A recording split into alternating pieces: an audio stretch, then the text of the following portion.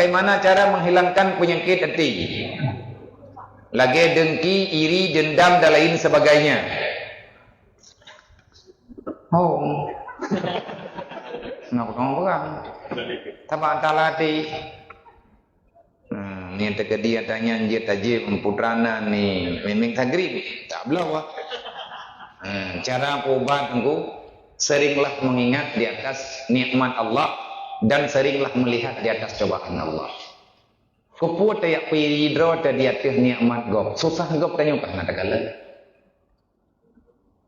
Kupu ketanya tayak dendam di atas perjalanan udip dalam dunianya. Dengki, iri hati, dendam, tekabu, menciam duk. Kiban cara tak pegadah. Han tak tuong pegadah penyakitnya menyahan tabut babnya. Nang kajiannya tidak buat yang kepegah gayu buat ilmu tak tahu, yang kenyan yang gayu buat. Butro hampir juuh penyakitnya bagdanya. Dan yang wajib fardhu ain. La yadkhulul jannah illa biqalbin salim. Udkhuluha biqalbin salim. Hana tamang dalam surga kecuali urat yang benar-benar sejahtera hatinya dunia dan akhirat. Hana suudzan ke gop lebih-lebih suudzan ke Allah. Nah, itanya ada berah ya Allah tangguh tak jai nabi nikmat gaji. Nyen samsan ke akhirat Allah Taala ke gedanya. Ya Allah ilmu nabi silagi nikmat beri gaji. Nyen cemburu sosial gedanya. Kiban yang betul kitanya kita guyut tafwid. Wa ufawwidu amri ila Allah. Betul tak kena tanya. Wa ufawwidu amri ila Allah. Lum pasrah mandumnya bakdron ya Allah. Nejaga perasaan lum, nejaga telung ya Allah. Nak baik mau bolak-balik nanti orang takut.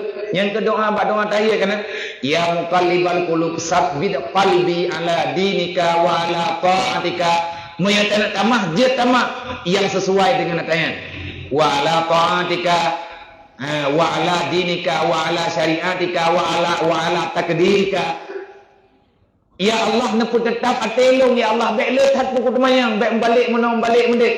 Sebab orang yang makhluk paling bermasalah dalam dunia tanya orang minitnya tak puji Allah. Lah minit ke ente kalau dalam pikiran dia. Lah minitnya tenang tak terkatu hak. Nyati perle bagah-bagah taja apa Allah tiahna perle go pekat tarudah babak. Nyan ban nakai ke. Gengak dek mubah-ubah nyen bagi ba. Nabi tabe ke pegah. Drone anda baca, batanya pergi baca. Ya muqallibal qulub, sabbit qalbi ala dinika wa ala taatika. Subhanaka inni kuntu minadh dhalimin. Nejaga telungnya Allah.